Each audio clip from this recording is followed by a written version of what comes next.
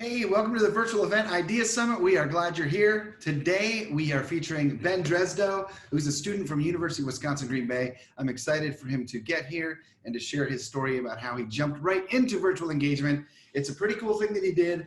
He's new to programming this last semester, so it's very exciting to see how quickly he was able to adapt and pivot and go from in-person events to virtual events. And I'm looking forward to sharing what he is going to share with you. Welcome everybody. Today in the student spotlight, we have Ben Dresdow from University of Wisconsin, Green Bay, and he is a psychology major, minoring in Spanish and pursuing a master's in sports, performance, and exercise psychology. He was hired this spring to work for the Good Times Programming, AKA GTP, at the UWGB campus. Acronyms are fun. You were nominated, Ben, by your advisor because of your willingness to jump right into virtual programs. And we're gonna show a video today of something that you created, which is awesome and amazing. But first, before we get into the content of your virtual program, we all wanna get to know you a little better. Okay, for sure. Please tell us a little bit about your passion for karaoke. For karaoke, okay. Well, as an ambassador at the UWGB campus, we put on a lot of different events. Karaoke happens to be one of them. So at the casino night, we do a little bit of that from time to time. A lot of events at UW campus typically has karaoke. It's a great way to get a pretty good turnout at the events too.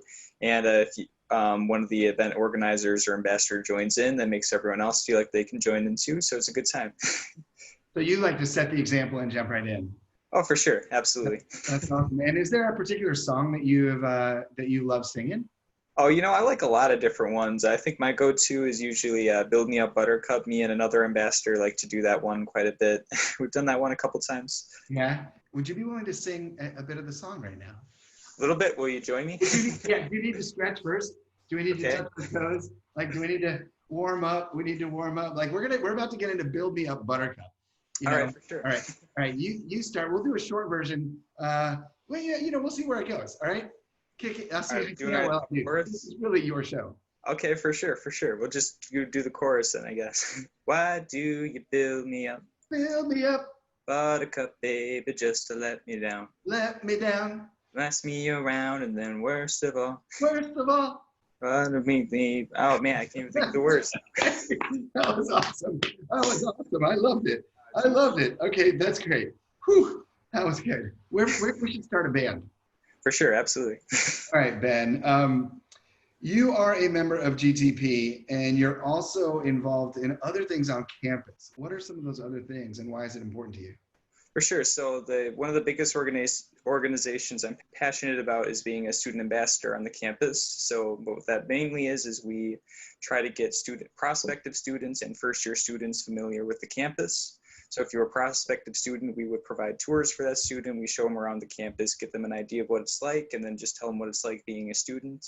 And then we put on a bunch of events during orientation and just try to make them comfortable with campus and make them feel like they're at home here at UWGB. And then make sure that they know that we're an ally for them the rest of the year. Some other organizations I really enjoy within the psychology department. I'm part of a research internship, and I've also worked with Camp Lloyd, which is a camp for a bereavement for helping children deal with grief in a camp in the summer. And both of those are really fun and really fulfilling. Is your camp doing virtual programming this summer? We did quite a bit earlier in the semester, or earlier in the summer. I think we started back in June, so we spent the entire spring semester preparing for what we thought was going to be an in-person camp. But then amidst the pandemic and everything, we had to switch that to a bunch of virtual content as well. We originally were going to have a virtual camp, but then we switched to having shooting a bunch of videos and then providing those for the families that were interested. So I did a cooking one, I think, how to make banana ice cream. And that was a pretty good recipe, and that's always really good. A little bit healthier than regular ice cream too. So that's great. I would love to share that. Maybe we can share that recipe. Yeah, I do have that video still.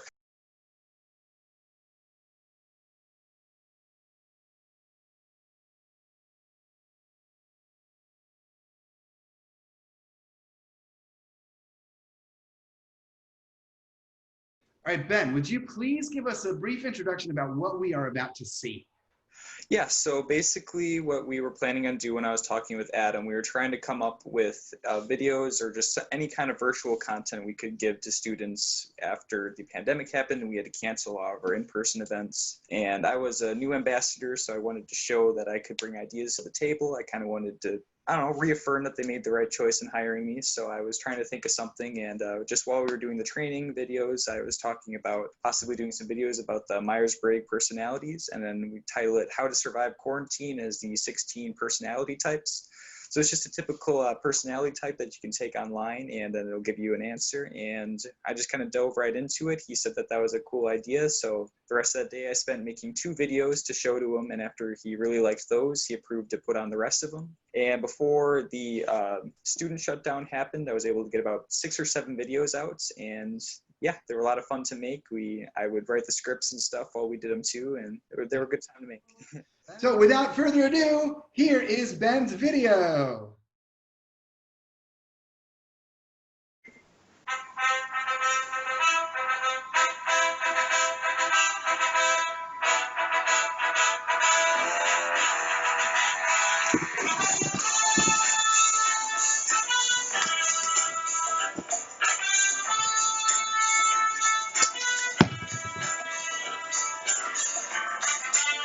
Commanders are one of the more capable personalities, making up about 3% of the population. They're often cited as having very capable leadership skills, and they tend to be leaders in their workplace or any kind of contemporary environments that they might find themselves in. Okay, let's see what we got here. You know, I'm just making my measurements, calculating things out. Oh, sorry guys, I didn't see you there. I was just seeing how this next video was going to measure out. Architects also tend to be very creative thinkers, and when you combine that with just kind of that work ethic that you guys typically have, it really kind of helps generate ideas. It's no wonder that many of the world's greatest leaders were actually architects. 2 of the greatest advocates of all time include Dr. Martin Luther King and Mother Teresa, so it's no secret that these 2 are advocates as they were able to achieve very high goals, and it was always for the purpose of serving other people, which is a common trend that you see in advocates and the work that they do throughout their lives. Advocates tend to be extreme perfectionists, and they also always seem to have a bigger goal in mind, and with that, it's common for them to get burnt out from time to time if they're not taking proper care of themselves and doing the things that they need to kind of give them that self-care that every person needs. Especially during these quarantine times, that is vitally important to focus on so that they can continue to shoot after those goals while also making sure that they do not get burnt out over the course of those pursuits. Awesome, can't wait to see it. Well, I'm going to give these kids a honk. I'm coming in with the truck soon. Okay, Ben, that was awesome. That must look like it was so much fun to make. Yeah, it was a lot of fun. I feel like once I got 1 or 2 out, I got an idea of what I wanted each one to be, like how long I wanted each video to be, and it was a lot of fun. That definitely shows your influence of your major in your choice of topic. Yeah, for sure. So each in the GTP program, we have about 5 different programmers, and they're each in charge of doing different events. So when I got hired, I was part of a new program that they're trying to do basically about just kind of mental health based or kind of involvement on campus. And they thought I would be a good fit for that based on my major and the things that I like doing. So over the course of the semester, whether it's virtual content or in person, we're not too sure yet, but I like all of it to be kind of based around that and how we can help people out. It really is a great way to honor all the different individual personalities. For sure. And making that video is just amazing. And I understand why Adam, your advisor, recommended you for this. You used the word direct engagement in a conversation that you and I actually had a couple of days ago. And we were talking about what type of virtual content is most successful for students. And you use the term direct engagement. Can you explain that? For sure. I think whenever we go to college, I think one of the biggest things that you can get out of it is the opportunity to just engage with another person. And while that becomes more difficult virtually, I don't think it's impossible. And I think whenever we were discussing it in our team meetings, we were just looking for any single way for people to do things other than working on their schoolwork, being on their computers all day, just something to help break up their day. So we did things that would help get them moving around the house. We even recommended them towards workout routines that other organizations were doing, just anything where they could still feel like they were part of the community and a part of the campus, even though instead of us all being in one place, we were a little more spread out. Do you have a particular favorite activity? I know the video stands out as the best thing in the world. But was there an event that you remember from this spring that Oh, you? for sure. So one of my really good friends who was hired at GTP before me, he was one of the people who helped mentor me and get me going with the program, and even told me to apply for it earlier in the semester. He was also doing a lot of virtual videos. He was doing them on cooking in quarantine. So he was showing people how to make all these really cool recipes and stuff from home. And I'm another person who really enjoys cooking too, so I had a lot of fun watching his videos, and he has a really big personality too, so it was fun watching him do it. He even brought his dad on for one of them, and I thought that was really fun. That's awesome. Now, here's a question for you. I know that your advisors on your campus, you've gotten to know them really well, and you said some very nice things about them. Is there any advice that you give to advisors across the country? For sure. I think across the country and all these different campuses, there's a lot of really good people that are trying to do whatever they can to make a good college experience for these people. And I just tell them that as far as it goes, even though virtual content might not always be the primary option or what we first want to go with, we can still make it work, and we have hardworking students in programming, and we're going to try to do whatever we can to make a good experience for these students. And ultimately, what's important for them right now is their safety. So amidst everything going on, as long as we can provide a good experience with them and a safe experience, regardless of the format, I would say that that's something we should fight for. Your excitement about the virtual programs is really inspiring. And a question for you, because you do live in Wisconsin. If you had to choose between these two things, and you had to choose, and you can only choose one of them, okay? You can only choose one of them. That means you can't have the other one. I mean, all right, I'm listening. All right. Chocolate or cheese? Okay, well, see, I do really like cheese, but I absolutely love ice cream. I think I have it pretty much every day that I can, and chocolate ice cream happens to be my favorite. So while I might miss it, I'm put it on all my sandwiches and stuff. I think ultimately I'd have to choose chocolate just for the sake of me being able to eat chocolate ice cream. Oh, that's great. Have you ever made banana chocolate ice cream? I do. So basically all you do with that is you freeze your bananas, and then you take some chocolate chips and you can blend them, or you can make them chunky how you want. And then you put about 2 teaspoons of cocoa powder in with it, and then you just put it in a blender or food processor, and all of a sudden you have chocolate banana ice cream. When did you start making your own ice cream flavors?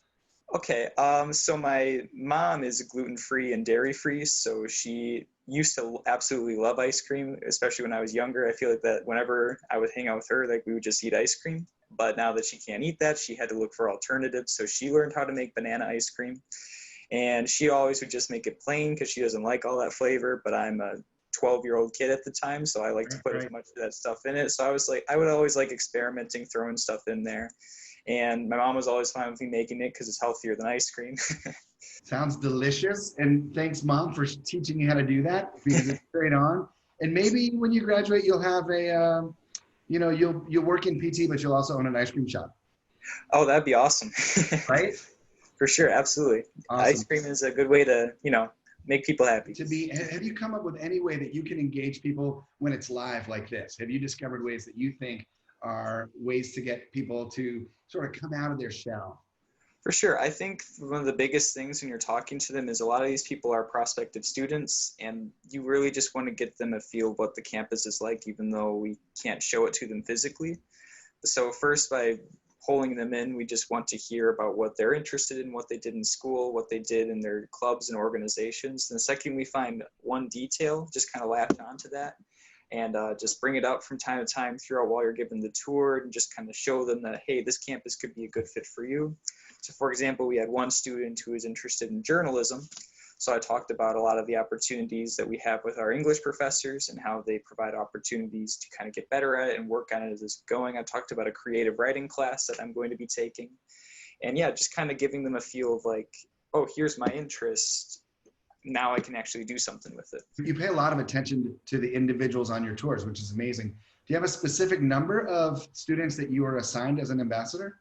Yeah, it definitely depends. I would say that doing these virtual tours, we've had about anywhere from like 2 to 5. I think the biggest one I had was 5, and then those are nice because then you can kind of get more of a personal experience with them. When we have tours in person, we might have some smaller ones too. I've had as many as just one person on a tour, or I've had like almost 20. Either way, I just kind of do whatever you can to kind of connect with each person individually as much as you can. And then as and then they'll kind of remember those things throughout the tour. And I think what we do a good job of is making it feel like the tour is specific to them and not just something we say cookie cutter for every person that's there. So that, I mean, that's a really great piece of advice for advisors too, on how to engage their own students, and is to remember that there is something interesting about each individual that you're working with, and that you want to learn about them so that you can bring that up in conversations so that they know that you've been listening to them. Yeah, exactly. And for some students, they might want to look at different things. So when we are giving an in-person tour, some people might be into athletics back in high school, so they really want to see the crest, they want to see the workout facilities, the basketball courts, all of that. Other people might be more into the theater department, so we want to show them the different stages we have. We want to talk to them about opportunities they have for engagement there. When you said crest, it reminded me of where you are in the world. And who is your favorite football team? Oh, I love the Packers, Green Bay Packers. That's awesome. All right, Ben. Thank you so much for being here. Absolutely. Thanks for being the spotlight student and doing an amazing job. And thanks for the advice for all the advisors. I look forward to seeing you again and speaking with you again soon. Hopefully we'll do many more interviews. And yeah, let's do a cooking show sometime. Hey, that would be awesome. All right, Ben, thank you so much. Have a great day. High five. Thank you. High five. All right, take care.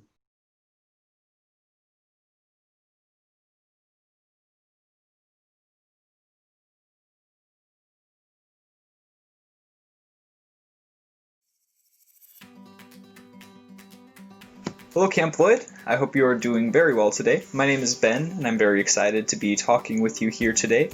I'm a student over at the University of Green Bay, and when I graduate from there, I hope to pursue a career as a sports psychologist working with college students across the U.S., and that's what I'm really hoping to do in that next chapter of my life.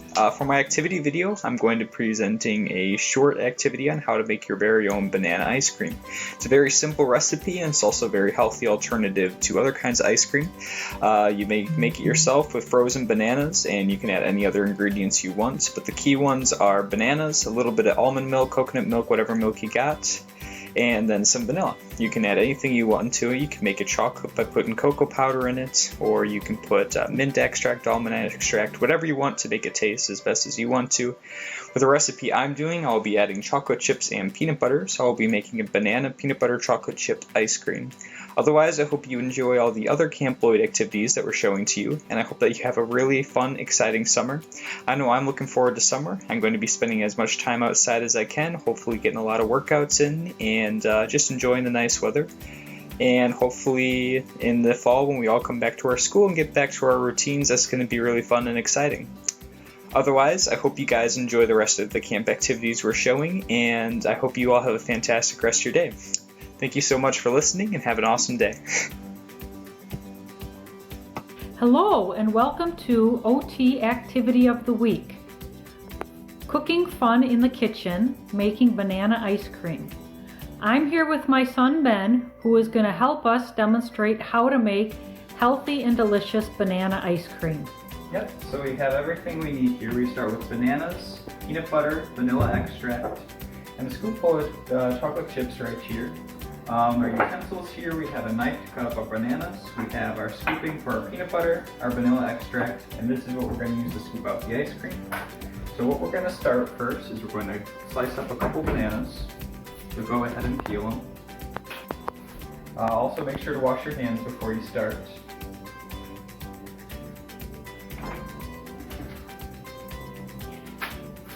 And this ice cream, you can make it dairy-free, gluten-free, and you can add any other ingredients into it that you want. For this one, we're going to be using coconut milk, so that Mrs. Bump can eat it. Alright, and once you got it going ahead there, go ahead and slice it up.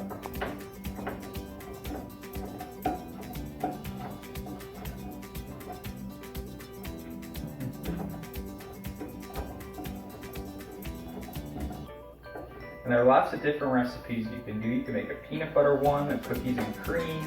You can make it with some frozen blueberries or fruits or anything that you have in the house. This is what my mom's favorite snack is.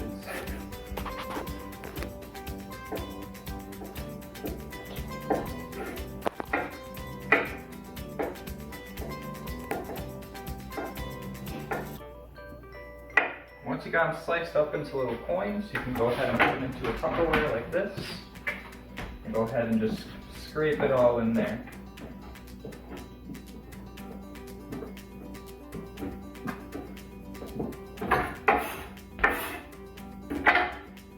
And then you should freeze it for about 2 hours, and then it will be ready for you to use.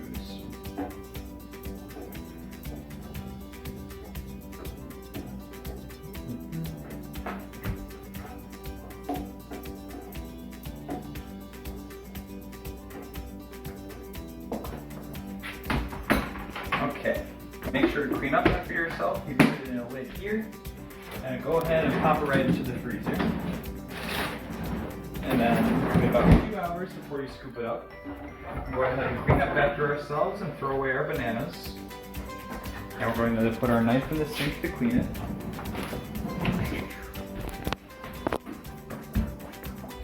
Okay.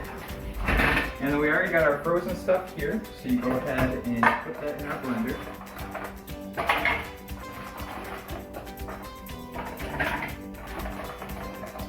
You can use a blender or a food processor. That blender is what we're using here today. And then you can go ahead and use your cup for your milk.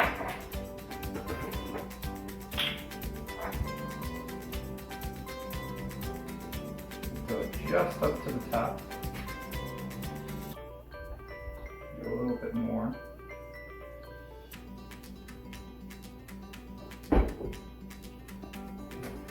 You can go ahead and put your chocolate chips in. 1/4 teaspoon of vanilla extract.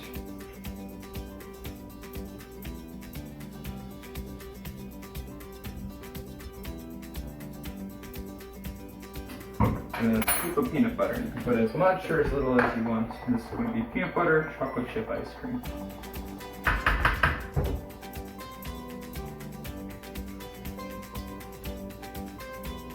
Okay.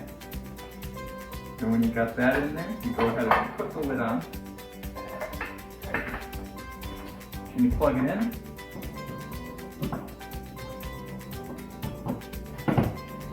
And then you go ahead and it makes lots of noise when you start it, so get ready.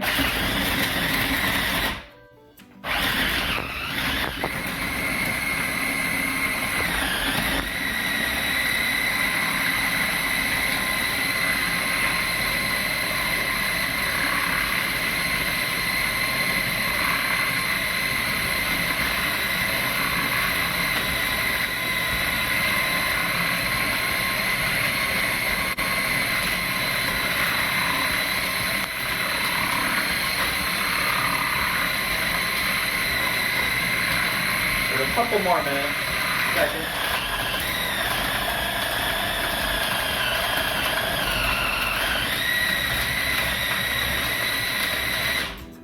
And there you go. We're gonna unplug it. We're gonna pop it open. If you come a little closer, we can show you what it looks like. There you go, we got some homemade ice cream. It is healthy, low calorie, no cream, no heavy whipping cream. Good. So we've got 2 bowls here. We're just going to go ahead and scoop it around. Get a nice pile of it going. And that is delicious. If you like chocolate like me, you can put a little cocoa powder in there. There we go. And 2 bowls. That's how you make your own homemade ice cream. Take a bite? Of course. Let's see how it tastes.